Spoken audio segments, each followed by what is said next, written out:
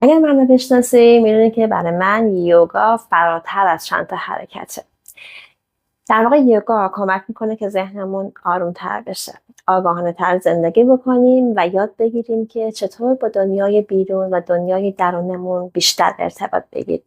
در واقع اون حرکت‌های یوگا یک بخش خیلی کوچیکی از این مسیر زیبای یوگا هستش. یکی از عمیق‌ترین کتاب‌ها تو این زمینه یوگا سوتراهای پاتانجلیه. قراره که از اولین سوترا داخل کانال تلگرام براتون بخونم، ترجمه دقیقش رو بذارم، تفسیرش بکنم، قشنگ بازش بکنیم با هم دیگه، از تجربیات همدیگه استفاده بکنیم، تمرین‌های کوچیک در موردش داشته باشیم و مدیتیشن.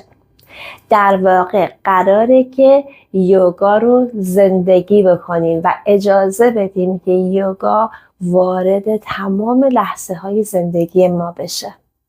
اگر دوست داری توی این مسیر سفری در سترها با ما همراه باشی، میتونی وارد کانال تلگرام بشی که لینکش رو هم داخل کپشن گذاشتم هم داخل بایو هستش و این مسیر رو در کنار ما بمانی. میبینم تو.